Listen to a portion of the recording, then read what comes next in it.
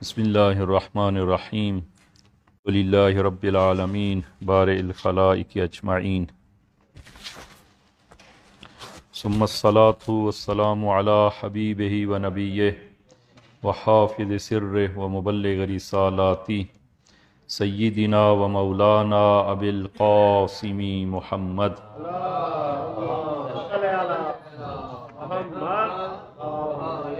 وعلى أهل بيته الطيبين الطاهرين المعصومين الذين أذهب الله عنهم الرجس وطهرهم تطهيرا.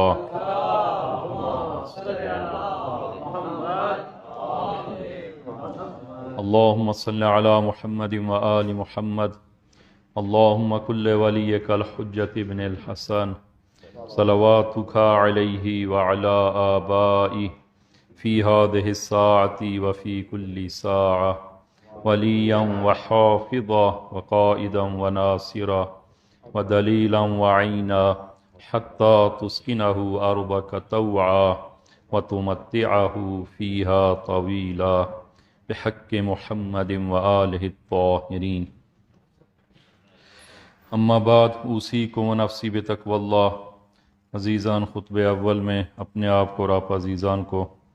تقوی الہی کی وصیت کرتا ہوں کہ انشاءاللہ خداوند عالم یہ تقوی ہم سب کو عنایت فرمائے. عزیزان، گزشتہ جس طرح کے بیان ہوا کہ زیبا ترین اور کامل ترین رابطہ خدا اور اولیاء خدا کا بندگان خدا کے ساتھ قائم ہے، اور وہ رابطہ دوستی و محبت و رفاقت و رحمت کا رابطہ ہے. اور خداوند عالم نے اپنے بندگان کے ساتھ جبر و قہر کا رابطہ قائم نہیں کیا، اور اگر خداوند عالم وہ قہر و اجبار کا رابطہ قائم کرنا چاہتا تو خدا کی راہ میں کوئی مانع نہیں تھا. لیکن خداوند عالم نے اس جہان کے ساتھ اور بندگان خدا کے ساتھ وہ محبت و رافت و رحمت کا رابطہ قائم کیا، اور ایسی ذات جو مہربان ذات ہے اور جو اپنی مخلوق سے محبت کرنے والی ذات ہے، وہ اس عالم کو اور جہان کو چلا رہی ہے، اور اس عالم کی تقدیر ایسی ذات کے ہاتھ میں ہے جو اپنے بندوں پر نہایت مہربان ہے. لہذا اگر انسان کو اس چیز پر یقین اور انسان کا اس بات پر ایمان اگر قائم ہو جائے اور ایمان حاصل ہو جائے، تو اس ایمان کے انسان کی زندگی میں بہت زیادہ اثرات ہیں. اور ان میں سے ایک اثر ہم نے گزشتہ عرض کیا کہ ایک اس کا اثر وہ حسن ظن ہے کہ انسان کا خدا پر حسن ظن قائم ہوگا، اور جب خدا کے ساتھ انسان کا حسن ظن ہوگا تو انسان کی امید خداوند عالم سے ہوگی. پھر خداوند عالم پر توکل کرے گا کہ انشاءاللہ یہ توکل کی بحث اور ان آثار کو آئندہ ہم ذکر کریں گے. تو آپ ملاحظہ فرمائیں کہ خداوند عالم کی ذات کس قدر وہ رحیم ذات ہے. ایک حدیث ہم نے گزشتہ وہ عرض کی تھی کہ اختصار کے ساتھ اس کو عرض کریں کہ خداوند عالم کے حضور حضرت آدم علی نبینا علیہ الصلاۃ والسلام نے عرض کی، خدایا کہ یہ شیطان کہ جو انسان کی جان کے در پہ ہے، جو انسان کا ازلی دشمن ہے، تو اس کے مقابل میں فجعل لی شیئا، خدایا ہمارے لیے بھی ایک چیز قرار دے. تو خداوند عالم نے فرمایا کہ اے آدم، تیرے لیے اور تیری اولاد کے لیے میں یہ قرار دیتا ہوں کہ اگر کوئی نیکی کا ارادہ کرے تو اس کو ایک حسنہ اور نیکی عطا کروں گا، اور جو کوئی نیکی کے ارادے کے بعد اس نیکی کو انجام دے تو 10 حسنہ اس کو عنایت کروں گا. من جاء بالحسنۃ فلہ عشر امثالھا. اور اگر کوئی شخص وہ گناہ کا ارادہ کرے تو اس کے لیے کچھ نہیں لکھا جائے گا، اور اگر کوئی اس ارادے کے بعد گناہ کو بجا لائے تو اس صورت میں وہ ایک گناہ اس کے لیے لکھا جائے گا. تو اس ضمن میں ہم نے عرض کیا تھا کہ یہ گناہ جو انسان اگر کوئی معصیت کرتا ہے تو وہ گناہ بھی کہ روایات میں جس طرح کے وارد ہوئے اجل لہ 7 ساعات کہ 7 ساعات اور 7 گھنٹے اس کو مہلت دی جاتی ہے، تاخیر کی جاتی ہے اور کچھ نہیں لکھا جاتا۔ اور بزرگان نے جو اس کا معنی کیا کہ شاید اس سے مراد یہ ہو کہ چونکہ عام طور پر اگر انسان اول وقت میں نماز بجا لائے تو اس صورت میں اس کا یہ عمل ہر 7 گھنٹے کے بعد جو ہے وہ نماز اول وقت جو ہے اس میں آتا ہے۔ تو اگر انسان ایک نماز کے بعد دوسری نماز یعنی 7 گھنٹوں کے اندر اگر اس سے معصیت سرزد ہو جائے تو خداوند عالم اپنی رحمت سے اس کو معاف کرتا ہے، جس طرح کہ سورہ ہود آیہ نمبر 114 میں ارشاد خداوندی ہوتا ہے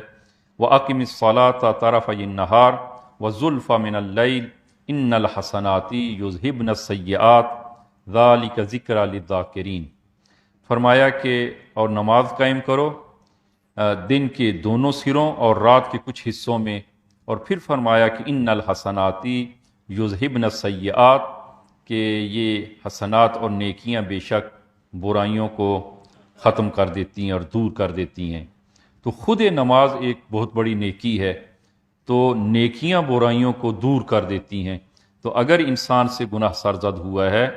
تو اگر نماز اول وقت اس نے بجا لائی اور 2 نمازوں کے درمیان یہ گناہ اگر واقع ہوا ہے تو خداوند عالم اپنی رحمت سے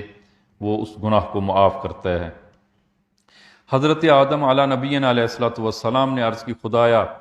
کہ اس میں اضافہ فرما ربی فزد، تو پھر ارشاد کی فرمایا کہ اے آدم آپ کی اور آپ کی ذریت کے لیے میں یہ قرار دیتا ہوں کہ اگر وہ گناہ جو ایک گناہ جو اس کے حق میں لکھا گیا ہے اگر وہ موت تک وہ خدا سے وہ عفو درگزر کرے اور توبہ کرے تو موت سے پہلے اگر وہ توبہ کر لے تو وہ گناہ بھی معاف کر دوں گا۔ تو خداوند حضرت آدم نے عرض کیا خدایا بس کافی ہے۔ اگر کوئی انسان خدا کی اس قدر رحمت اور محبت کے باوجود اگر وہ گناہگار اس دنیا سے جاتا ہے تو وہ خود مقصر ہے۔ یہ گزشتہ ہم نے اس حدیث کو تفصیلاً جو ہے وہ عرض کیا تھا۔ آج اس سے آگے وہ مطالب کو آگے ہم لے چلتے ہیں کہ ایک روایت جو عجیب روایت ہے امام رضا علیہ الصلوۃ والسلام سے روایت ہے، ثواب الاعمال جناب شیخ طوسی علیہ رحمہ میں جو جلد اول جزء اول میں یہ روایت کہ راوی کہتے کہ قال سمعت ابا الحسن الرضا علیہ الصلوۃ والسلام قال المستتر بالحسنۃ تعدل 70 حسنہ، فرمایا کہ جو شخص وہ چھپا کر نیکی کو پنہان اور چھپا کر نیکی کو بجا لاتا ہے تو تعدل 70 حسنہ خداوند عالم اس کو 70 نیکیوں میں بدل دیتا ہے۔ اگر وہ انسان پنہان اور چھپ کر خاموشی سے اور سر و صدا اور وہ لوگوں کو دکھائے بغیر اگر کوئی نیکی کرتا ہے، نماز شب پڑھتا ہے اور رات کی تاریکی میں اور کسی کو متوجہ کیے بغیر پڑھتا ہے تو خداوند عالم فرماتا ہے یا انفاق کرتا ہے کسی کی مدد کرتا ہے اور دکھاوا نہیں کرتا تو تعدل 70 حسنہ خداوند عالم اس ایک نیکی کو 70 برابر میں تبدیل کر دیتا ہے۔ پھر فرمایا والمذیع بالسیئات مخذول، اور جو شخص وہ گناہ کا اشاعہ کرے، گناہ کو لوگوں کے سامنے علل اعلان جو گناہ کرتا ہے اور گناہ کو ظاہر کرتا ہے، فرمایا مخذول، یہ انسان وہ مخذول ہے اور یہ انسان خدا کی نگاہوں سے گر جاتا ہے اور یہ انسان تباہ و برباد ہے۔ اور پھر فرمایا والمستتر بالسیئات مغفور لہ، خداوند عالم کی رحمت اور محبت آپ ملاحظہ فرمائیں کہ فرمایا والمستتر بالسیئات، اور جو گناہ کرتا ہے اور اس نے گناہ چھپ کر کیا ہے تاکہ وہ لوگوں پر ظاہر نہ ہو اور گناہ کا لوگوں پر ظاہر ہونے سے اس کو شرم آئی، حیا آئی کہ وہ گناہ بھی کر رہا ہے اور پھر لوگوں کے سامنے گناہ کرے، اس نے گناہ کو چھپایا اور گناہ کو چھپا کر اس نے وہ گناہ کیا ہے، تو معصوم فرماتے ہیں کہ المستتر بالسیئات مغفور بہ، یہ خداوند عالم اس کو معاف کرتا ہے۔ اس کی مغفرت کر دیتا ہے۔ کیوں؟ اس لیے کہ جناب مرحوم مجلسی فرماتے ہیں کہ المستتر بالسیئہ، جو گناہ چھپ کر کرتا ہے، پنہان کرتا ہے تاکہ لوگوں کے سامنے ظاہر نہ ہو، لوگوں کے سامنے اس گناہ کو ظاہر کرنے سے اس کو شرم و حیا آتی ہے، تو فرماتے ہیں کہ خود یہ شرمندگی، خود یہ حیا ایک قسم کی توبہ ہے، یہ ایک قسم کی توبہ ہے کہ لوگوں کے سامنے بعض لوگ ہیں جو گناہ کو آشکار علل اعلان لوگوں کی نگاہوں میں، اگر لوگ دیکھتے ہیں تو دیکھیں، اس کو کوئی پرواہ نہیں ہے، یہ انسان ہتاک ہے، اس نے حرمت کو ایک تو گناہ کیا ہے اور دوسرا اس گناہ کو آشکارا وہ بجا لاتا ہے، یہ شخص مخذول، اس نے اشاع فاحشہ کیا ہے، فاحشہ کو ظاہر کیا ہے، فرمایا یہ شخص جو ہے وہ مخذول۔ لیکن جو شخص چھپ کر اس نے گناہ کیا ہے، فرمایا کہ یہ چھپ کر گناہ کرنا اور گناہ کو ظاہر کرنے سے حیا اور شرمندگی کرنا، فرمایا کہ یہ گناہ کی توبہ ہے، اس لیے کہ خداوند عالم اس نے وہ حیا کی ہے، اور خداوند عالم فرماتا ہے کہ تو نے جب حیا کی ہے اور تو نے جب گناہ کو چھپایا ہے تو میں بھی اس گناہ کو چھپاتا ہوں اور اس کو آشکار نہیں کرتا۔ یہ شخص مغفور اللہ، یہ اس کی توبہ ہے۔ تحف العقول میں رسول گرامی اسلام صلی اللہ علیہ وآلہ وسلم سے روایت ہے، فرمایا کہ اگر کسی شخص میں یہ چار صفات ہوں تو خداوند عالم اس کے گناہوں کو حسنات اور نیکیوں میں بدل دیتا ہے، اس کے گناہوں کو نیکیوں میں بدل دیتا ہے اگر یہ چار صفات ہوں۔ اربع من کنا فیہ کان مؤمنا، فرمایا کہ یہ چار صفات جس کے اندر ہوں وہ مومن ہے، وہ مومن ہے۔ وَإِن كَانَ مِن قَرْنِهِ إِلَىٰ قَدَمِهِ ذُنُوبًا، اگرچہ سر سے پاؤں تک وہ گناہوں میں ڈوبا ہو، لیکن چار صفات اس کے اندر ہوں کہ بدلہ اللہ حسنات کے خداوند عالم کہ اس کی وہ ان گناہوں کو نیکیوں میں بدل دیتا ہے۔ البتہ اس کا ایک سادہ معنی جو ہے کہ اگر کسی کے اندر یہ چار صفات ہوں وہ مومن ہے اور اس کے گناہ نیکیوں میں بدل جائیں گے، لیکن ایک اس حدیث کا دقیق اور ایک گہرائی میں اگر ہم اس کو دیکھیں تو اس کا معنی جو ہے اس حدیث کا وہ یہ کہ اگر کوئی انسان ان چار صفات کو اپنے اندر پیدا کر لے تو آہستہ آہستہ اس کے گناہ نیکیوں میں بدل جائیں گے، یعنی کہ آہستہ آہستہ وہ ان گناہوں کو چھوڑ دے گا اور ان گناہوں سے دور ہو جائے گا۔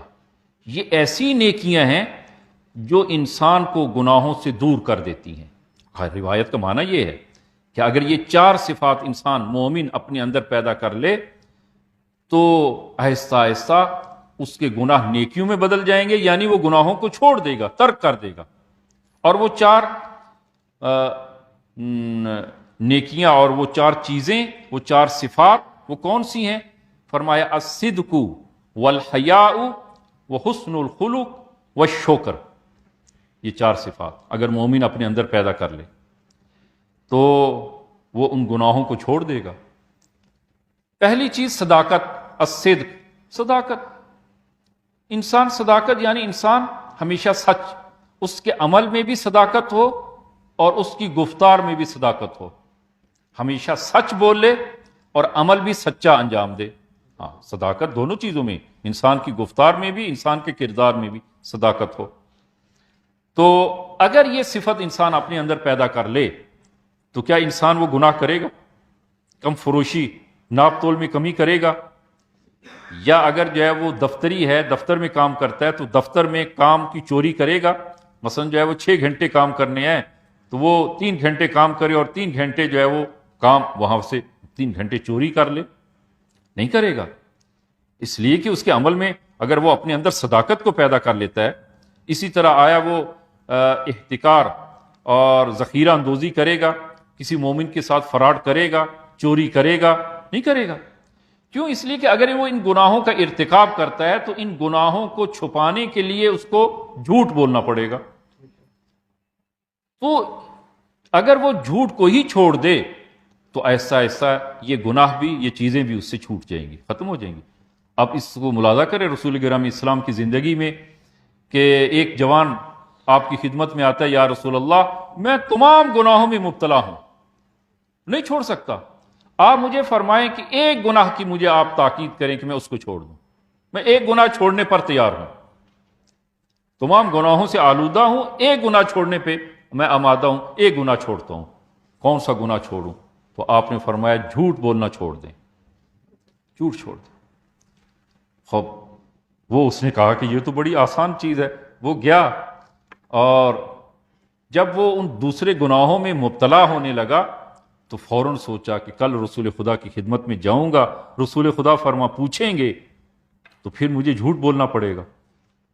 جھوٹ بولنا پڑے گا، نہیں کیا۔ دوسرا گناہ، یہی چیز اس کے ذہن میں آئی، دوسرا گناہ نہیں کیا، تیسرا گناہ نہیں کیا، گناہ چھوٹ کے۔ الفساد یعنی تمام اعمال اور گناہوں میں سب سے بڑا گناہ یہ جھوٹ ہے، یہ جھوٹ، کہ انسان اپنے اس جھوٹ کو چھوڑ دے۔ فرمایا کہ اگر کوئی انسان اپنے اندر صداقت کو پیدا کر لے، یہ مومن ہے، اس کے گناہ ایسا ایسا ختم ہو جائیں گے، نیکیوں میں بدل جائیں گے۔ یعنی اب جب گناہ نہیں کرے گا، اس کی جگہ جو کام کرے گا وہ خدا کی اطاعت کرے گا، خدا کی اطاعت نیکی ہے۔ یہ پہلی چیز۔ دوسری چیز حیا، حیا کف النفس عن القبیح، یعنی ایک فعل کبھی، ایک برے فعل سے انسان رخ موڑ لے، یہ حیا۔ البتہ بہت عرصہ ہوا حیا کے بارے میں ہم نے بحث کی تھی، کہ پھر کبھی انشاءاللہ وہ کہ حیا بہت بڑی صفت ہے انسان کے اندر، اگر انسان اپنے اندر حیا پیدا کر لے۔ رسول گرامی اسلام فرماتے ہیں کہ اگر منافق با حیا ہو، مجھے اس کی بھی ہدایت کی امید ہے کہ وہ شاید ہدایت پا جائے، اگر انسان کے اندر حیا ہو۔ اور تیسری چیز حسن الخلق، حسن خلق، انسان با اخلاق ہو، خوش اخلاقی اپنے اندر پیدا کرے، کہ گزشتہ ہم نے اس کو عرض کیا ہے۔ اور چوتھی چیز شکر، اپنے اندر شکر کو پیدا کرے۔ خوب اگر شکر ہے کیا، شکر کیا ہے کہ انسان جو ہے وہ تسبیح لے اور کہے خدایا شکرا للہ شکرا للہ، نا عزیزاً شکر، خوب یہ بھی ایک شکر ہے کہ زبانی شکر ہے کہ انسان زبان سے خدا کی نعمتوں کا اور خدا کی عطا کردہ چیزوں پر شکر کرے، لیکن شکر کی حقیقت شکر یہ ہے کہ خداوند عالم نے جو نعمت جس کام کے لیے دی ہے اسی کام میں اس کو استعمال اور صرف کرے، یہ ہے شکر، شکر عملی۔ خداوند عالم نے جو نعمت جس کام کے لیے دی ہے اسی کام میں اس کو صرف کرے، اس کو استعمال کرے۔ اب یہ وجود خداوند عالم نے خدا کی نعمت ہے، یہ ہاتھ اور پاؤں خدا کی نعمت ہے، ہاتھ کو ایسی جگہ استعمال کرے جہاں خدا نے اجازت دی ہے، آنکھ کو ایسی جگہ استعمال کرے جہاں خدا نے اجازت دی ہے، یہ شکر ہے، یہی شکر خدا ہے۔ انسان ان نعمات کو وہ ایسی جگہ استعمال نہ کرے جہاں سے خدا نے روکا ہے، یہ ناشکری ہوگی، یہ کفران ہوگا، کفرانی نعمت۔ اگر انسان ان ہاتھوں کو، ان اعضاء کو گناہ میں صرف کرتا ہے، یہ کفرانی نعمت ہے۔ ان اعضاء کو، ان نعمات کو جہاں پر خدا نے حکم دیا ہے اور اجازت دی ہے وہیں پر اس کو استعمال کرے۔ لہذا فرمایا اگر کسی کے اندر یہ چار صفات ہوں، صدق یعنی سچائی، صداقت، حیا، حسن خلق اور شکر، تو فرمایا کہ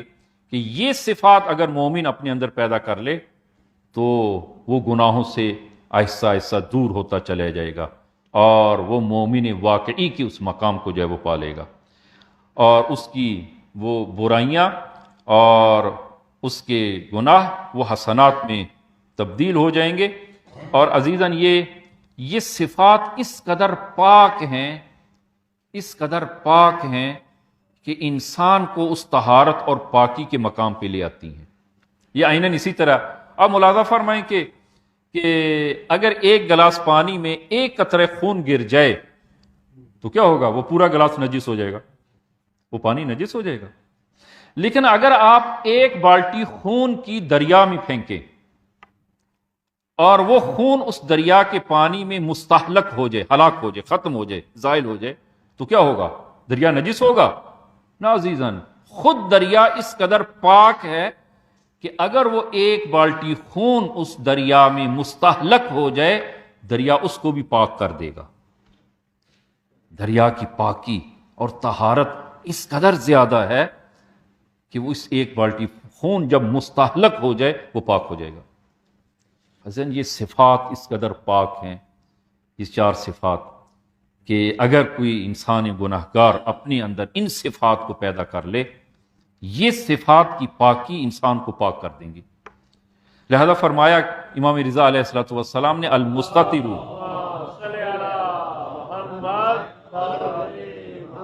المستتر بالسیئہ مغفور اللہ، کہ جو اگر کوئی گناہ کو پنہان رکھتا ہے، چھپاتا ہے، خداوند عالم اس کی مغفرت کرتا ہے۔ کس قدر خداوند عالم مہربان ہے، انسان کے گناہوں کو دوسروں کے لیے آشکار نہیں کرتا۔ اور اس کی حقیقت یہ ہے کہ عزیزاً ہمارا گناہ ہماری طرح محدود ہے، ہم محدود ہیں، اور ہمارا گناہ بھی ہماری طرح محدود ہے۔ خداوند عالم کی رحمت خداوند عالم کی طرح لامحدود ہے، لامحدود ہے خدا کی رحمت۔ اور جب انسان جو ہے وہ اس رحمت لامحدود کے ساتھ اپنے آپ کو ضم کرتا ہے، اپنے آپ کو فانی کر دیتا ہے، تو اس کا نتیجہ کیا نکلتا ہے؟ انسان بھی پاک و پاکیزہ ہو جاتا ہے۔ تاریخ میں بہت سارے واقعات ایسے ملتے ہیں کہ لہذا اگر خداوند عالم اگر انسان سے گناہ سرزد ہو جائے، معصیت سرزد ہو جائے، انسان اس کو چھپائے، خدا کے حضور توبہ کرے، خدا معاف کرنے والا ہے، خدا رحمت کرنے والا ہے، اس گناہ کو آشکار نہ کرے، لوگوں کے سامنے اس کو وہ ذکر نہ کرے، اس کو بیان نہ کرے۔ کہ امیر المومنین صلوات اللہ وسلام علیہ کی خدمت میں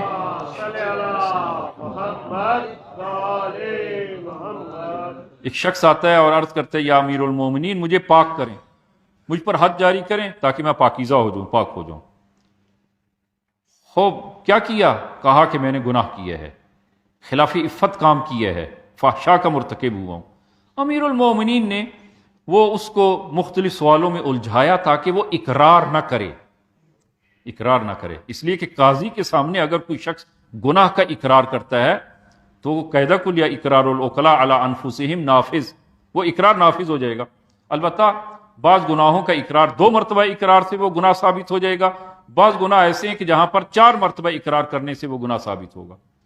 امیر المومنین نے اس کو مختلف سوالوں میں الجھا کر اس کو واپس لوٹا دیا کہ شاید تم نے جو ہے وہ اشتباہ کیا، تم خیالی ہو گئے ہو، اور تم نے جو ہے وہ یہ گناہ نہیں کیا اور خیال کر رہے ہو کہ یہ گناہ کیا ہے، واپس لوٹا دیا۔ دوسری مرتبہ پھر آیا وہ، اور پھر امام نے اس کے ساتھ ایسا برتاؤ کیا گویا امام کو خبر نہیں ہے، امام جانتے ہی نہیں ہے۔ پھر اس کو مختلف صورتوں میں سوالوں میں الجھانے کے بعد اس کو پھر واپس لوٹا دیا۔ لیکن خدا کے حضور کا خدا ہے جو دوسری مرتبہ اقرار کر چکا ہے، تیسری مرتبہ پھر آیا، پھر اس کو واپس لوٹا دیا۔ اب چوتھی مرتبہ جب آیا تو آپ نے غصہ کیا، فرمایا افلا تاب فی بیتے، اس نے اپنے گھر میں خدا سے توبہ کیوں نہیں کی؟ کہ اپنے گھر میں بیٹھ کے توبہ کرتا، یہ کیوں آیا ہے میرے پاس اور گناہ کا اقرار کیا ہے، اور اقرار بھی اس کا جب کامل ہو گیا ہے، اب میرے اوپر لازم ہے کہ میں اس پر شریعت جاری کروں۔ فرمایا فواللہ لتوبتہ بینہ وبین اللہ، اگر یہ اس کے اور خدا کے درمیان یہ معاملہ تھا، اگر یہ خدا کے حضور توبہ کرتا، افضل من اقامت الحد علی، فرمایا کہ یہ اس سے بہتر تھا، توبہ کرنا بہتر تھا کہ میں اس پر حد جاری کروں۔ وہ توبہ کرتا، کیوں آیا اس نے اقرار کیا ہے؟ اپنے گھر میں بیٹھ کے توبہ کرتا۔ اسی طرح روایات میں کہ خاتون رسول گرامی اسلام خود امیر المومنین کی خدمت میں حاضر ہوتی ہے، یا امیر المومنین میں نے گناہ کیا ہے، مجھ پر حد جاری کریں۔ امیر المومنین نے ویسے ہی برتاؤ کیا کہ شاید تمہیں اشتباہ ہوا، کہ نہ یا امیر المومنین میں نے گناہ کیا ہے، اور جس کی نتیجے میں یہ میں حاملہ ہوں اور میں وہ بچہ دار ہوئی ہوں۔ فرمایا واپس جاؤ، تم پر حد ابھی جاری نہیں کر سکتے، بچے کو پیدا ہونے دو۔ واپس گئی، بچہ کچھ عرصے کے بعد بچہ گود میں اٹھائے، یا امیر المومنین اب مجھے پاک کریں، بچہ پیدا ہو چکا ہے، متولد ہو چکا ہے۔ پھر امیر المومنین نے اس کو وہ ٹالا، اس لیے کہ ابھی حد جاری نہیں کی جا سکتی، 4 مرتبہ اقرار ہو تو حد جاری ہوتی ہے۔ اگر وہ نہ آئے، ایک مرتبہ اقرار کیا وہ نہ آئے واپس، توبہ کر لے، توبہ اس کی قبول ہے، صدق کے دل سے اگر انسان توبہ کرتا ہے اس کی توبہ قبول ہے۔ امیر المومنین نے فرمایا کہ ابھی بچے کو دودھ کی احتیاج اور ضرورت ہے، جو اس کا دودھ کامل ہونے دو۔ پھر وہ گئی، دودھ اس نے 2 سال دودھ پلایا، پھر آئی، یا امیر المومنین میں نے اس کو دودھ پلا دیا، اب یہ 2 سال کو ہو گیا۔ امیر المومنین فرمایا کہ ابھی اس کو ایک سرپرست کی احتیاج ہے، جو اس کی سرپرستی کرے، اس کے امور کو انجام دے، اس کے کاموں کو انجام دے، اپنے کاموں کو خود انجام نہیں دے سکتا۔ وہ بچے کو لیے گریا کرتی ہوئی امیر المومنین کے حضور سے رخصت ہوئی۔ باہر ایک شخص کہ عمر ابن حریث نامی شخص کہ جو دین سے، احکام سے نابلد ہے اور نافہم انسان ہے، احمق انسان، وہ ایسا انسان، پوچھا کیوں رو رہی ہو؟ کہا کہ 3 مرتبہ امیر المومنین کی خدمت میں گئی ہوں کہ مجھے پاک فرمائے، حد جاری کریں، جبکہ امیر المومنین نے 3 مرتبہ مجھے مختلف بہانوں سے واپس لوٹا دیا۔ اور اس دفعہ فرمایا کہ اس بچے کو وہ سرپرست کی احتیاج اور ضرورت ہے، جو سرپرستی کرو ابھی۔ کہا کہ یہ مشکل نہیں ہے، میں سرپرستی کرتا ہوں، میں اس کے سرپرست بنتا ہوں۔ کہا کہ امیر المومنین کی خدمت میں جا کر یہ کہو گے؟ کہا میں کہوں گا۔ یہ آتے ہیں دوبارہ امیر المومنین کی خدمت میں، خاتون کہتی ہے کہ یا امیر المومنین، بچے کی سرپرستی یا عمر ابن حریث کرے گا، اب مجھ پر حد جاری کریں۔ امیر المومنین اس مقام پر بھی آپ غضبناک ہوئے، اور پھر حد جب اقرار کامل ہو چکا ہے، 4 مرتبہ اقرار کامل ہو چکا ہے، اب شرعی طور پر حد جاری کرنا لازم ہو گیا، حد جاری کیا آپ نے۔ عزیزاً، اہل بیت خود بھی نہیں چاہتے تھے کہ اگر کوئی گناہ کرے وہ گناہ ظاہر ہو، خداوند عالم نہیں چاہتا اگر گناہ کسی نے کیا ہے خدا کے حضور توبہ کرے۔ اس قدر محبت ہے خداوند عالم کو اپنے بندوں سے، حتیٰ بندگان کے گناہوں پر بھی خدا پردہ ڈالتا ہے۔ لیکن عزیزاً، ایک چیز میں آپ عزیزان کی خدمت میں عرض کروں کہ خداوند عالم کی یہ مہربانی، خداوند عالم کی یہ محبت، خداوند عالم کی یہ مغفرت کا مطلب یہ نہیں ہے کہ ہم مطمئن ہو جائیں اور جو کرنا چاہیں کرتے رہیں، ہاں چھپ کر، کیونکہ جس طرح کہ خود امام رضا فرماتے ہیں کہ المستتر بالسیئہ مغفور اللہ، جو چھپ کر گناہ کرتا ہے تو یہ چھپ کر گناہ کرنا یہ خود ایک حیا اور توبہ ہے، وہ مغفور اللہ ہے، اس کی مغفرت ہوئی ہے، اس کی مغفرت ہو جاتی ہے۔ لہذا جو گناہ تو کریں تو لہذا چھپ کر ہی کریں، انسان کے اندر یہ جرأت پیدا ہو۔ عزیزان، یہ جرأت درست نہیں ہے، اس سے قطعاً یہ سوء استفادہ نہ کیا جائے، قطعاً جو اس سے مراد یہ نہ لی جائے کہ چھپ کر گناہ کرنا یہ تو اس کی مغفرت ہو جاتی ہے۔ خود وعدہ کیا ہے وہ امام رضا نے اور اہل بیت علیہ الصلوۃ والسلام نے کہ یہ گناہ معاف ہو جاتا ہے، یہ چھپ کر گناہ کرنا خود ایک توبہ ہے، لہذا جو ہے وہ چھپ کر گناہ کیے جائیں۔ عزیزان، یہ نامردگی ہے، اور یہ خداوند عالم جو اس قدر با محبت ہے، اس قدر مہربان ہے، اور وہ خداوند عالم جو انسان اور بندگان کے ساتھ رابطے رفاقت قائم کیے ہوئے ہے، یہ اس رفیق اور اس خداوند عالم کے ساتھ خیانت ہے، اور خداوند عالم کی مہربانی اور محبت سے سوء استفادہ ہے، ایسا نہ کیا جائے۔ اور یہ بھی انسان کو معلوم ہونا چاہیے کہ خداوند عالم کی جب گرفت آتی ہے تو یہ خداوند عالم کی گرفت بہت سخت ہوتی ہے، بہت سخت ہوتی ہے۔ آپ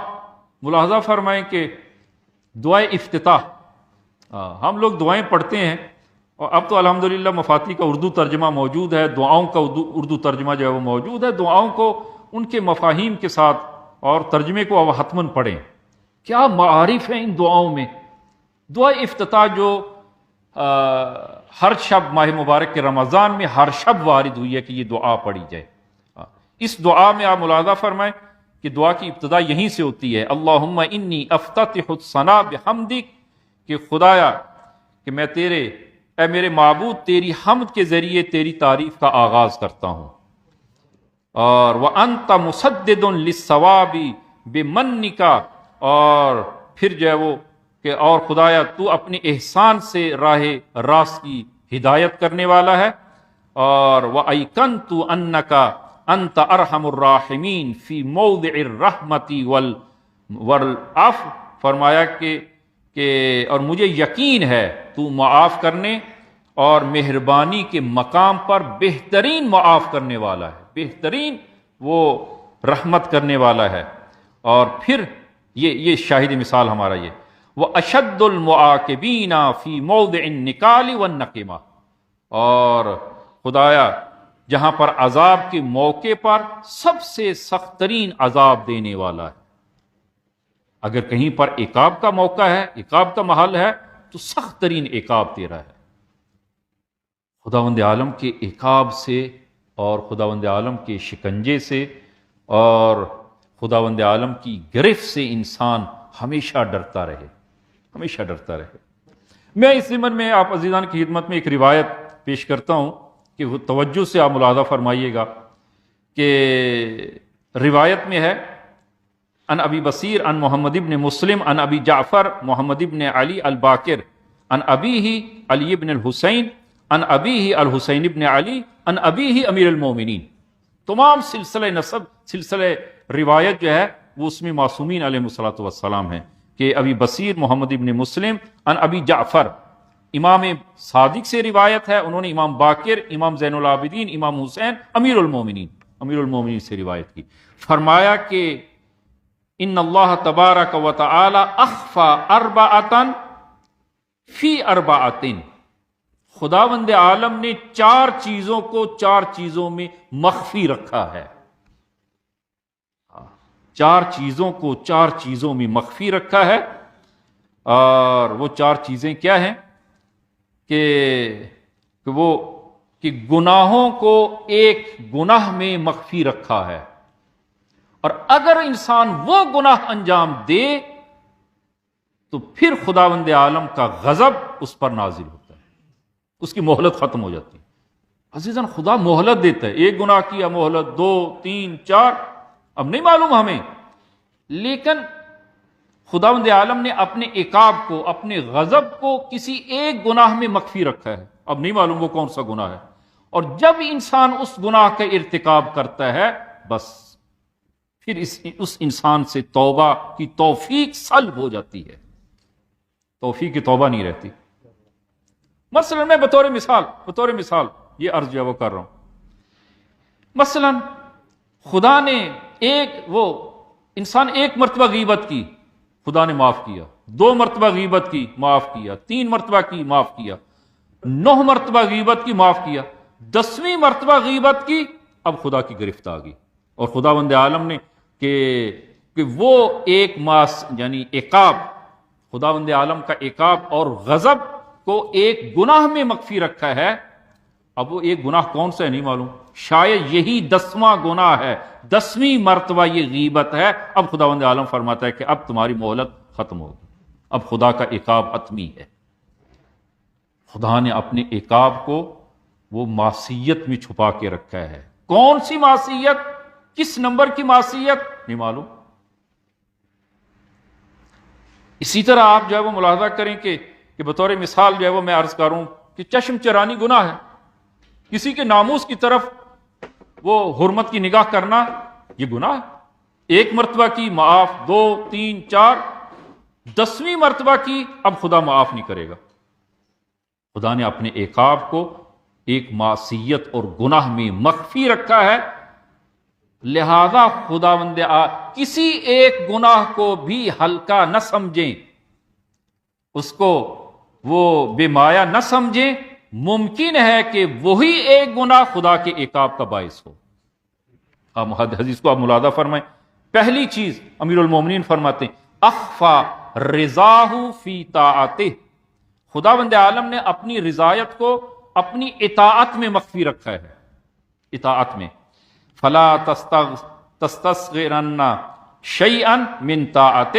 لہذا خداوند عالم کی کسی ایک اطاعت کو بھی کمتر نہ سمجھیں۔ فربما وافق رضاہ وانت لا تعلم، ممکن ہے کہ یہی ایک اطاعت اسی میں خدا کی رضایت ہو اور تمہیں اس کا علم نہ ہو۔ لہذا خداوند عالم کی کسی ایک اطاعت کو بھی کمتر نہ سمجھیں۔ ممکن ہے کہ جس اطاعت کو میں کمتر سمجھ کر اطاعت کو بجا نہیں لا رہا، خدا کی رضایت اسی میں ہو اور ہمیں علم نہ ہو اس کا۔ لہذا خدا نے اپنی رضایت کو ایک اطاعت میں مخفی رکھا ہے، اور کون سی وہ اطاعت ہے نہیں معلوم۔ دوسری چیز، وَأَخْفَى سَخَطَهُ فِي مَعْصِيَتِهِ، خداوند عالم نے اپنے غضب کو وہ معصیت میں مخفی رکھا ہے۔ فَلَا تَسْتَصْغِرَنَّ شَيْئًا مِّن مَعْصِيَتِهِ، لہذا کسی ایک معصیت کو کمتر نہ سمجھیں۔ فَرُبَمَا وَافَقَ سَخَطُهُ مَعْصِيَتَهُ وَأَنْتَ لَا تَعْلَمُ، ممکن ہے یہی معصیت جس کو میں کمتر سمجھ کے جس میں مبتلا ہو رہا ہوں، خدا کا عقاب اور خدا کا غضب اسی میں ہو اور آپ کو علم ہی نہ ہو۔ لہذا کسی ایک معصیت الہی کو کمتر نہ سمجھیں، ممکن ہے خدا کا غضب اسی میں ہو۔ تیسری چیز آپ نے فرمائی کہ وَأَخْفَى إِجَابَتَهُ فِي دَعْوَتِهِ فَلَا تَسْتَصْغِرَنَّ شَيْئًا مِّن دُعَائِهِ، خداوند عالم نے اجابت کو دعا میں اپنے ساتھ راز و نیاز کے اور دعا میں اجابت کو رکھا ہے، لہذا کسی دعا کو بھی کمتر نہ سمجھیں۔ فَرُبَمَا وَافَقَ إِجَابَتَهُ کہ وَأَنْتَ لَا تَعْلَمُ، ممکن ہے کہ اسی ایک میں خدا نے اجابت رکھی ہو اور تجھے علم نہ ہو۔ اور چوتھی اور آخری چیز، وَأَخْفَى وَلِيَّهُ فِي عِبَادِهِ، خداوند عالم نے اپنے ولی کو اپنے بندگان میں چھپا کے رکھا ہے۔ بندگان میں اپنے ولی کو چھپا کے رکھا ہے۔ فلا تستصغرن عبدا من عبید اللہ، خدا کے بندگان میں سے کسی کو کمتر نہ سمجھیں۔ فربما یکون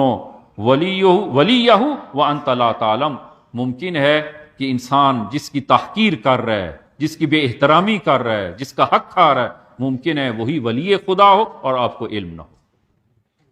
کسی کو کمتر نہ سمجھیں، ممکن ہے وہی ولی خدا ہو۔ یہ حدیث وسائل الشیعہ میں بھی ہے اور کمال الدین میں بھی، وسائل الشیعہ جلد نمبر 1 میں اور کمال الدین میں۔ جناب مرحوم آیت اللہ میانی استاد بزرگوار کہ بڑی عظیم شخصیت گزرے ہیں اور معلم اخلاق تھے اور بہت ساری کتابیں لکھی ہیں، کہ زیادہ عرصہ نہیں ہوا ان کی رحلت کو۔ تو وہ ایک واقعہ نقل کرتے ہیں، عزیزاً توجہ فرمائیے گا کہ یہ آخری نقطہ جو ہے وہ اس ولی خدا کے حوالے سے میں عرض کروں کہ کسی کو کمتر نہ سمجھیں، کسی کی تحقیر نہ کریں، کہ ان کے ایک دوست کہ نہایت متدین انسان ہے، ثروت مند ہے اور اہل خیر بھی ہے، تو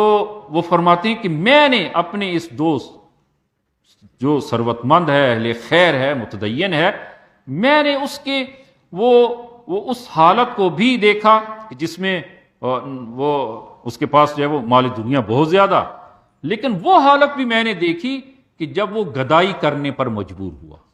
گداگر بن گیا، گدائی کی اس نے۔ اور اس سے نقل کرتے ہیں ہوا کیا،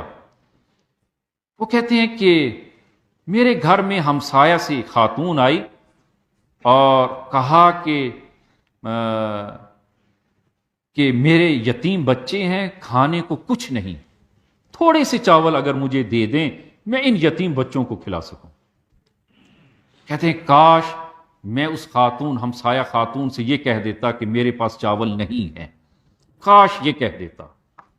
لیکن ایسا نہیں کیا۔ کیا کیا؟ میں نے اس خاتون کو دھکا دیا اور گھر سے نکالا کہ آ جاتی ہیں مانگنے کے لیے،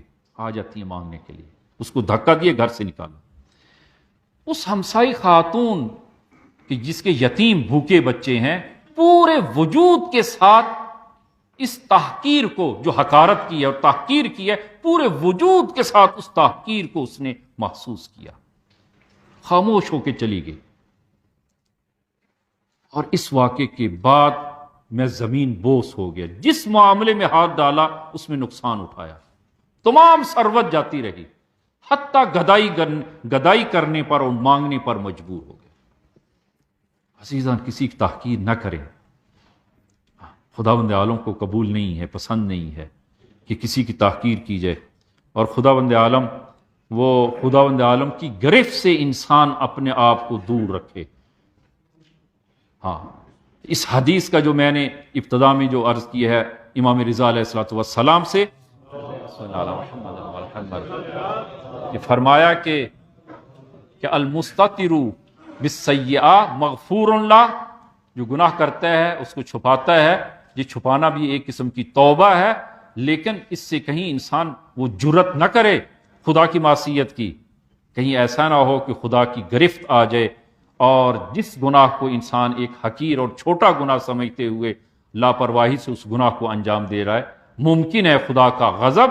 اور خدا کی گرفت اسی ایک گناہ میں ہو اور انسان خدا کی گرفت میں آ جائے۔ لیکن خداوند عالم انسان پر نہایت وہ رحیم ہے، رفیق ہے، محبت رکھتا ہے، لہذا آپ ملاحظہ فرمائیں کہ سبقت رحمتہ غضبا، خدا کی رحمت اس کے غضب سے زیادہ ہے۔ رحمت سبقت رحمتہ غضبا، سبقت رحمت کو ہے غضب پر، پہلے رحمت ہے پھر غضب ہے، پہلے دوستی ہے پہلے محبت ہے، اور غضب الہی وہ بعد کے مرحلے میں ہے۔ اور اولیاء خدا، انبیاء خدا جو مظہر صفات الہیہ ہیں، اگر کسی نبی نے خداوند عالم کے چہرے غضب کو اگر تھوڑا سا زیادہ لوگوں میں ظاہر کیا، خداوند عالم نے اس نبی کی گرفت کی، اس کا مواخذہ کیا کہ تم نے میرے غضب کے چہرے کو میری رحمت سے زیادہ کیوں ظاہر کیا۔ انبیاء اور اولیاء خدا وہ مظہر صفات الہیہ ہیں، مظہر رحمت و غضب الہی ہیں، اور اگر کسی نبی نے اپنی امت پر چہرے غضب الہی کو زیادہ ظاہر کیا، خداوند عالم نے اس کا حساب لیا۔ آپ ملاحظہ کریں سورہ وہ حضرت یونس علی نبینا سورہ انبیاء آیہ نمبر 78 آیہ نمبر 87 کہ جب حضرت یونس نے اپنی قوم میں تبلیغ کی، 30 سال 40 سال تبلیغ کی، 2 یا 3 افراد جو وہ ایمان لائے، اور جب مایوس ہو گئے تو خداوند عالم سے وہ عقاب کی درخواست کی، خدایا ان سب پر اپنا عذاب نازل فرما۔ خداوند عالم نے دعا کو قبول کیا اور آثار عقاب اور عذاب وعدہ فرمایا عقاب کا۔ حضرت یونس جب عقاب کا وعدہ ہو چکا تو حضرت یونس اپنی قوم کو تنہا چھوڑ کر وہاں سے چل دیے۔ اسی پر خداوند عالم نے غضب الہی کو ظاہر کیا حضرت یونس علی نبینا علیہ الصلوۃ والسلام، خداوند عالم نے فوراً گرفت کی۔ اب سورہ انبیاء وَذَنُّونِ إِذْ ذَهَبَ مُغَاضِبًا، اور ذنون کو بھی ہم نے اپنی رحمت سے نوازا، جب وہ غصے سے چلے گئے، فَظَنَّ أَن لَّن نَّقْدِرَ عَلَيْهِ، اور خیال کرنے لگے کہ ہم ان پر سختی نہیں کریں گے، فَنَادَى فِي الظُّلُمَاتِ أَن لَّا إِلَٰهَ إِلَّا أَنتَ سُبْحَانَكَ إِنِّي كُنتُ مِنَ الظَّالِمِينَ، تو چنانچہ وہ اندھیروں میں پکارنے لگے، اے خدایا تیرے سوا کوئی معبود نہیں، تو پاک ہے، یقیناً میں ہی زیادتی کرنے والوں میں سے ہوں۔ اور پھر جو وہ سورہ صافات میں آپ ملاحظہ فرمائیں کہ خداوند عالم نے کس طرح حضرت یونس علی نبینا علیہ الصلوۃ والسلام کی گرفت کی، یعنی اس ترک اولا پر کہ ان کو اپنی قوم سے نہیں جانا چاہیے تھا، پھر بھی خداوند عالم کے وہ رحمت سے ان کو نوازنا چاہیے تھا، خداوند عالم کے عقاب سے ڈرانا چاہیے تھا، شاید وہ قوم توبہ کر لیتی، اور جب کہ توبہ کر لی انہوں نے، حضرت یونس وہاں سے جب واپس آ گئے تو ایک مومن جو ان میں موجود تھا اس نے خداوند عالم کی عذاب سے ڈرایا، اس قوم نے توبہ کی اور عذاب الہی ٹل گیا۔ حضرت یونس نے یہ ترک اولا جو کیا، سورہ صافات آیہ نمبر 142 اور 144 میں آپ ملاحظہ کریں، فَالْتَقَمَهُ الْحُوتُ وَهُوَ مُلِيمٌ، اور پھر مچھلی نے انہیں نگل لیا اور وہ اپنے آپ پر ملامت کر رہے تھے۔ حضرت یونس اپنے آپ پر ملامت کر رہے، وَهُوَ مُلِيمٌ، اپنے آپ پر ملامت کر رہے تھے۔ فَلَوْلَا أَنَّهُ كَانَ مِنَ الْمُسَبِّحِينَ، پھر اگر وہ تسبیح کرنے والوں میں نہ ہوتے تو لَلَبِثَ فِي بَطْنِهِ إِلَى يَوْمِ يُبْعَثُونَ، تو قیامت تک اس مچھلی کے پیٹ میں ہی رہتے۔ اس قدر خداوند عالم نے وہ گرفت کی حضرت یونس علی نبینا علیہ الصلوۃ والسلام۔ کہ ہمارے چہرے غضب کو تو نے لوگوں پر کیوں زیادہ ظاہر کیا؟ ہماری رحمت کو ظاہر کرتے نہ ہمارے غضب کو۔ لہذا اگر وہ توبہ، اور یہ ایک ایسی قید تھی دنیا کی سب سے الگ ترین قید، کہ دنیا میں جو قیدی ہیں ان کو بھی 24 گھنٹوں میں ایک مرتبہ باہر نکالا جاتا ہے تاکہ وہ تازہ ہوا لیں، روشنی لیں، لیکن حضرت یونس کو شکم ماہی میں قید کر دیا اور فرمایا کہ اگر وہ توبہ نہ کرتے، اگر وہ تسبیح خدا بجا نہ لاتے، لَلَبِثَ فِي بَطْنِهِ إِلَى يَوْمِ يُبْعَثُونَ، تا روز قیامت اسی شکم ماہی میں رہتے۔ اس قدر خداوند عالم نے اس ترک اولا پر خداوند عالم نے اس قدر جو ہے وہ حساب لیا۔ لہذا عزیزاً خداوند عالم اس قدر با رحمت ہے، با محبت ہے، تو اور انسان کو جب ایمان پیدا ہو انسان کے اندر کہ ایسی ذات جو میری دوست ہے، رفیق ہے، با محبت ہے، وہ اس عالم کو چلا رہی ہے، تو انسان کے اندر کیا ہوگا؟ حسن ظن پیدا ہوگا۔ اور جب حسن ظن پیدا ہوگا تو اس صورت میں وہ خداوند عالم کے انشاءاللہ اس کے آثار آئندہ ہم وہ ساتھ ساتھ ذکر کریں گے، تو ایسا انسان پھر کبھی خدا سے بدبین نہیں ہوگا، اس لیے کہ حسن ظن ہے۔ اگر انسان کی کوئی دعا قبول نہیں ہوتی یا دیر سے قبول ہوتی ہے تو انسان خداوند عالم سے بدظن نہیں ہوگا، بدظن نہیں ہوگا۔ بعض لوگ ایسے ہیں اگر ان کی مراد، اگر ان کی وہ دعا قبول نہ ہو یا دیر سے ہو، خدا سے بدظن ہو جاتے ہیں، خدا تو ہماری سنتا نہیں ہے، شاید ہم تو خدا کی نظروں میں ہے ہی نہیں۔ یہ گلا و شکوہ اور بدظن انسان جو ہے وہ خدا سے وہ ہونا شروع ہو جاتا ہے۔ لیکن اگر خدا پر ایمان، خدا کی رحمت و محبت کی اس قدر خداوند عالم میرے ساتھ محبت رکھتا ہے، حسن ظن پیدا ہوگا۔ اور یہ دعا کا قبول نہ ہونا یا دیر سے ہونا، خداوند عالم اپنے محبوب ترین افراد اور لوگوں کے ساتھ بھی خداوند عالم نے دعا کو، وہ جلد دعا کو قبول نہیں کیا۔ اب حضرت موسیٰ اور حضرت ہارون جب دونوں نے دعا مانگی فرعون کی بساط لپیٹنے کی، تو ارشاد خداوندی ہوتا ہے وَقَدْ أُجِيبَتْ دَعْوَتُكُمَا، ہم نے تمہاری دونوں کی دعا کو قبول کیا۔ دعا کے قبول ہونے کی اطلاع مل گئی کہ دعا قبول۔ لیکن عزیزاً یہ دعا کتنے سالوں کے بعد عملی ہوئی؟ 40 سال کے بعد، 40 سال کے بعد دعا کی قبولی کے بعد اس دعا کے پورا ہونے میں 40 سال لگے حضرت موسیٰ علیہ نبینا علیہ الصلوۃ والسلام۔ لیکن حضرت موسیٰ بدظن نہیں ہوئے، حسن ظن ہے خدا کے ساتھ،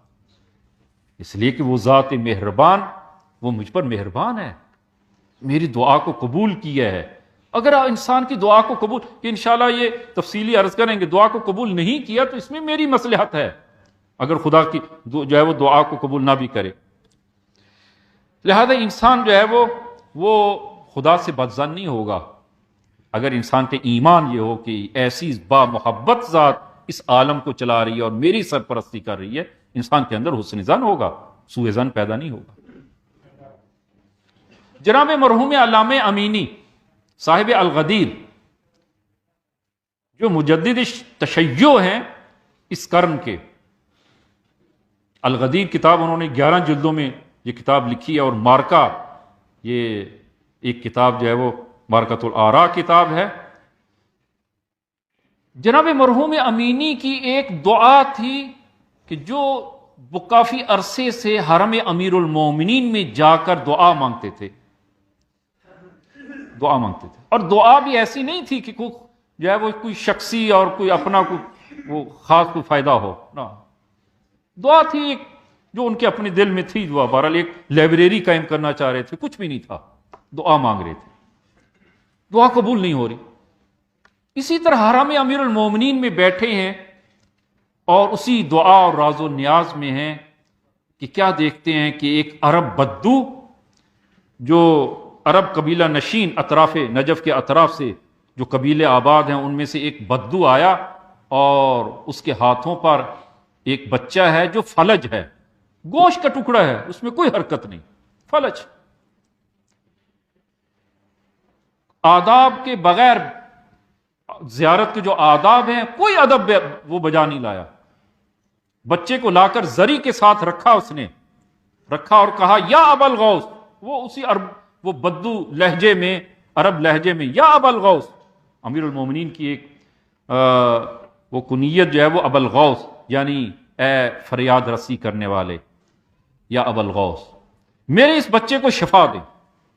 یا ابا الغوث میرے بچے کو شفا دیں۔ کہتے میں کیا دیکھتا ہوں، تھوڑی دیر گزرتی ہے، اس بچے کے بدن میں حرکت پیدا ہوتی ہے، اس نے اپنے اعضاء کو، ہاتھ پاؤں کو اکٹھا کرنا شروع کیا، اور اکٹھا کیا، اور پھر وہ کھڑا ہوا، اور چند قدم وہ لڑکھڑاتا ہوا چلا، اور پھر بھاگنا شروع کیا۔ لوگوں نے جب یہ کرامت دیکھی تو اس کے باپ نے اس کو اپنے گلے لگایا، بغل گیر کیا، لوگوں نے ہجوم کیا تاکہ تبرک لیں اس سے۔ خادمین حرم آئے ہیں اور ان دونوں کو، باپ اور بیٹے کو لے کر وہ کسی کمرے میں لے گئے تاکہ لوگوں کی ہجوم سے ان کو بچائیں۔ جناب مرحوم امینی، انہوں نے جب یہ واقعہ دیکھا، گریہ کیا، بہت گریہ کیا، اور زری کے ساتھ لگ کر گریہ کرنے کے ساتھ وہ درد دل کرتے ہیں، اور امیر المومنین کے حضور جو ہے وہ کہتے ہیں کہ یا امیر المومنین، کہ اگر کاش ہم بھی، میں بھی بادیہ نشین ہوتا، اور اس عرب جاہل کی طرح میں بھی اگر ہوتا، شاید مجھے بھی میری دعا جلدی مل جاتی، مجھے بھی مل جاتی۔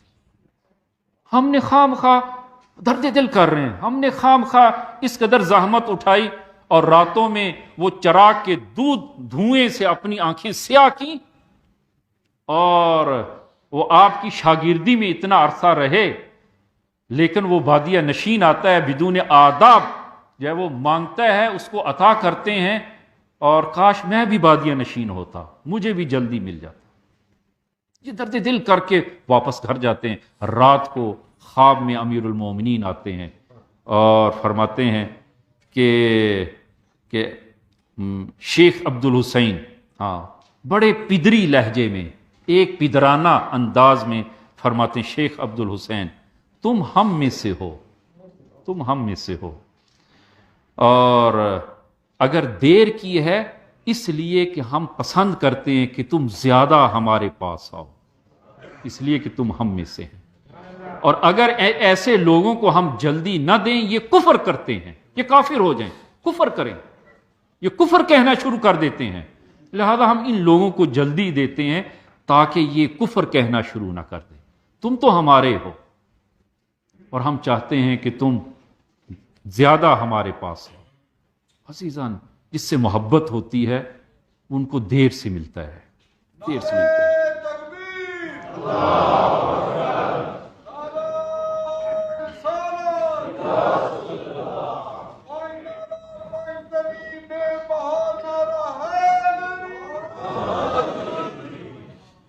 لہذا ملاحظہ فرمائیں عزیزان، یہ ہمارے اندر بھی ایک مسجد کی، ایک امام بارگاہ کی جو ایک وہ انجمن ہے، ایک ہیئت ہے، تو پروگرام ہوتا ہے، مجلس ہوتی ہے، تو اس میں آخر میں تبرک جو ہے وہ جو اس ہیئت کے اراکین ہیں، جو ممبر ہیں، تو وہ کیا ہوتے ہیں، تقسیم کر رہے ہوتے ہیں، کھانا تقسیم کر رہے ہیں اور تبرک تقسیم کر رہے ہیں، اور سب سے آخر میں تبرک ان کو ملتا ہے۔ البتہ شاید ابھی برعکس الٹا نہ ہو گیا ہو، تو سب سے آخر میں وہ تبرک جو ہے وہ جو بانٹ رہے ہوتے ہیں، سب سے آخر میں ان کو کھانا ملتا ہے۔ کیوں؟ یا ان کو ممکن ہے کہ کھانا نہ بچے،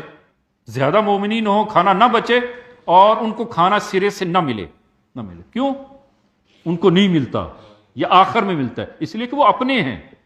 وہ اپنے ہیں، اپنوں کو دیر سے ملتا ہے۔ لہذا عزیزان،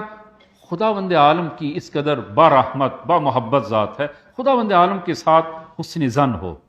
خدا کے ساتھ وہ سوء ظن نہ ہو، خدا کے ساتھ نہ الجھیں۔ ہاں، یہ میں جو عرض کر رہا ہوں کہ یہ بعض لوگ الجھتے ہیں۔ آج وقت نہیں ہے کہ میں وہ ان تمام چیزوں کو وہ عرض کروں، انشاءاللہ آئندہ وہ خطبے میں عرض کریں گے کہ بعض لوگ ہیں جو خدا کے ساتھ الجھتے ہیں، باقاعدہ الجھتے ہیں، شکوہ، گلہ و شکوہ کرتے ہیں خداوند عالم کے ساتھ کہ خدا یہ کام اگر ہوا تو ٹھیک، نہ ہوا تو نہ میں نہ تو، نہ میں تو، نہ نماز، نہ روزہ، نہ حج، کچھ بھی نہیں کروں گا خدا اگر یہ کام نہ ہوا۔ یہ ہے، اور ہوتا ہے، ایسا ہوتا ہے۔ خدا کے ساتھ نہ الجھیں، اور خداوند عالم کی تقدیرات پہ انسان راضی ہو، اور خداوند عالم نے جو ہے وہ انسان کے حق میں جو مقدر کیا ہے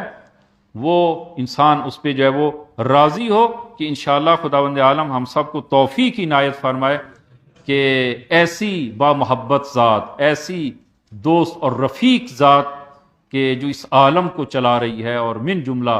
وہ انسان کے ساتھ اس قدر محبت رکھتی ہے، انسان بھی وہ اس ذات کے ساتھ وہ اسی محبت کا وہ رویہ اختیار کرے، اور خداوند عالم کی نافرمانی کو انسان ترک کرے انشاءاللہ۔ بسم اللہ الرحمن الرحیم،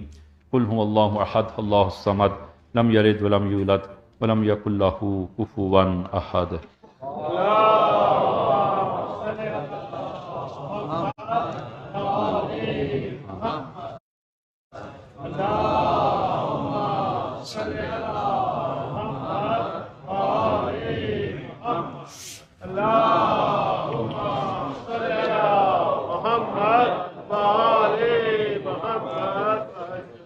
بسم اللہ الرحمن الرحیم، الحمدللہ رب العالمین، والصلاة والسلام علی محمد وآلہ الطیبین الطاہرین المعصومین۔ اللہم صل علی محمد المصطفیٰ، اللہم صل علی علی المرتضیٰ، اللہم صل علی فاطمة الزہراء، اللہم صل علی الحسن المجتبیٰ، اللہم صل علی الحسین الشہید بکربلاء، اللہم صل علی علی بن الحسین، اللہم صل علی محمد بن علی، اللہم صل علی جعفر بن محمد، اللہم صل علی موسیٰ بن جعفر، اللہم صل علی علی بن موسیٰ الرضا، اللہم صل علی محمد بن علی، اللہم صل علی علی بن محمد، اللہم صل علی الحسن بن علی، اللہم صل علی القائم المہدی، اللہم صل علی محمد وآل محمد وعجل فرجہم وسہل مخرجہم۔ اوصیکم نفسی بتقوی اللہ۔ عزیزان، خطبہ دوم میں بھی اپنے آپ کو اور آپ عزیزان کو تقوی الہی کی وصیت کرتا ہوں کہ انشاءاللہ خداوند عالم یہ تقوی ہم سب کو عنایت فرمائے، کہ جناب مرحوم ایت اللہ جوادی عاملی فرماتے ہیں کہ ہم کچھ شاگردان جناب مرحوم علامہ طباطبائی آغا طباطبائی کی خدمت میں حاضر ہوئے کہ آغا ہم حج پر جانا چاہ رہے ہیں اور حج سے مشرف ہونا چاہ رہے ہیں، تو اگر آپ کوئی نصیحت فرمائیں تاکہ اس سفر حج میں ہمارے لیے توشہ راہ قرار پائے۔ تو جناب مرحوم علامہ نے ایک چیز جو ہے وہ بیان فرمائی، اور کہ فرمایا کہ اور یہ ایسی چیز ہے کہ جو ہم سب کی زندگی میں کارآمد ہے، اور ہماری زندگی میں بھی وہ اس کی احتیاج اور ضرورت ہے۔ تو جناب مرحوم علامہ فرماتے ہیں کہ قرآن کی یہ آیا کہ آپ سب جانتے ہیں یہ قرآن کی آیا فَاذْكُرُونِي أَذْكُرْكُمْ، کہ فرمایا کہ تم مجھے یاد کرو تاکہ میں تمہیں یاد کروں، فَاذْكُرُونِي مجھے یاد کرو تاکہ میں تمہیں یاد کروں۔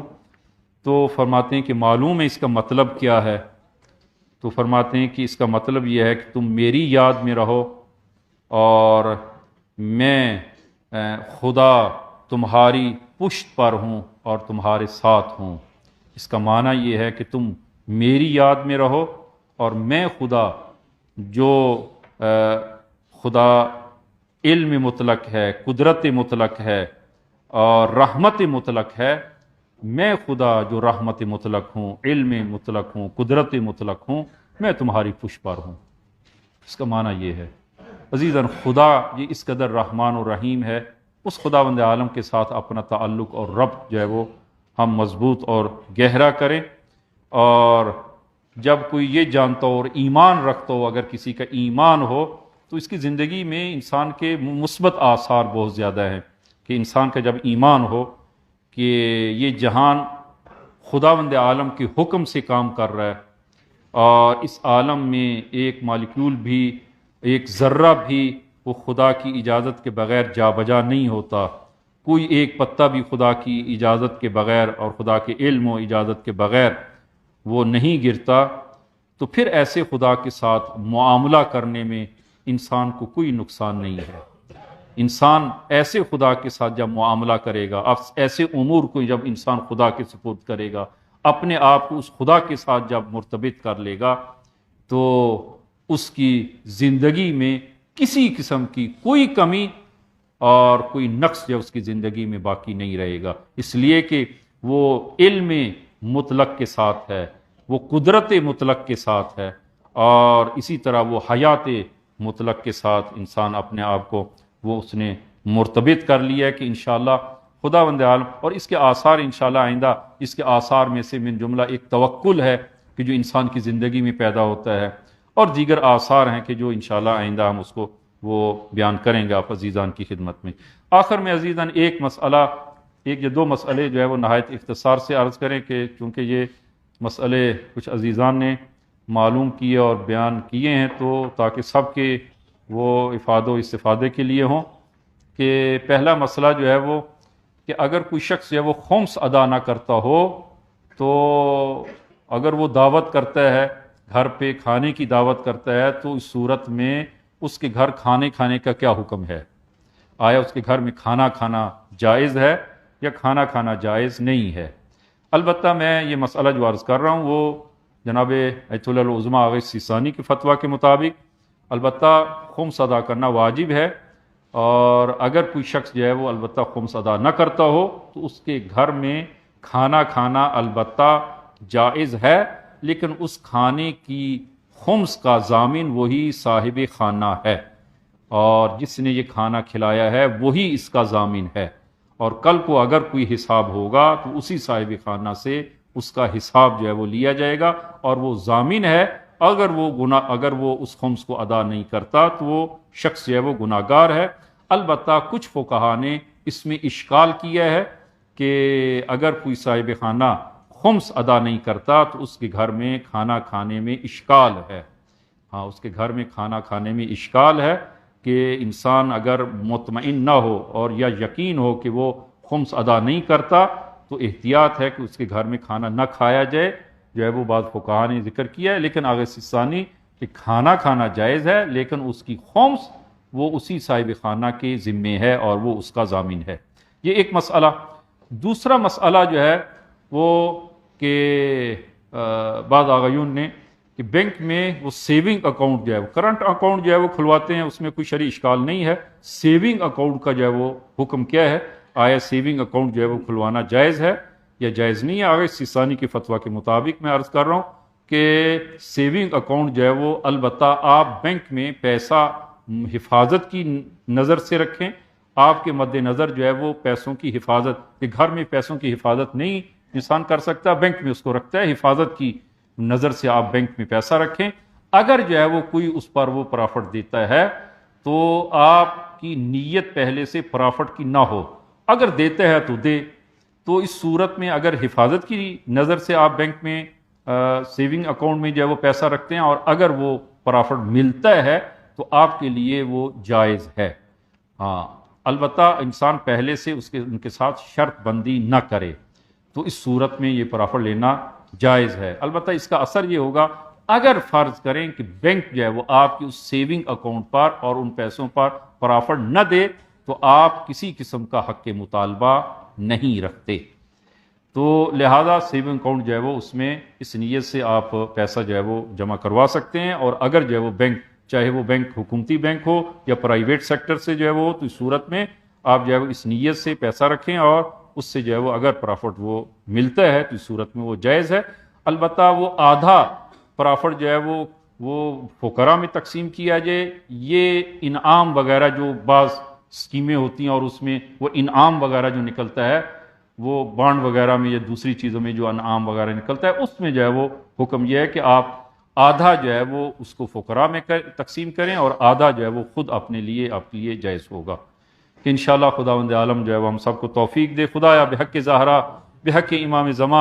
زمان کے ظہور میں تعجیل فرما، خدایا ہم سب کو ان کے یار و انصار میں معشور فرما، خدایا بحق زہرا تمام مومنین مومنات کو صحت و سلامتی و طول عمر عنایت فرما، خدایا ہم سب کو مخلص ترین اپنی اس دین اور مکتب پر ثابت قدم فرما، خدایا ہم سب کا خاتمہ بخیر فرما، ہم سب کا خاتمہ ایمان پر فرما، خدایا ہم سب کو ہماری نسلوں کو تا روز قیامت مخلص ترین شیعیان امیر المومنین میں سے قرار دے، وطن عزیز کو استحکام عنایت فرما، اور جو وطن عزیز کو کمزور اور ضعیف کرنے کے چکر میں ہے، خدایا اگر وہ قابل ہدایت نہیں ہے تو نیست و نابود فرما، خدایا علماء اعلام کا سایہ ہمارے سروں پر قائم و دائم فرما، خدایا ہماری ان دعاؤں کو قبول فرما۔ بسم اللہ الرحمن الرحیم، انا اعطیناک الکوثر فصل لربک وانحر ان شانئک هو الابتر۔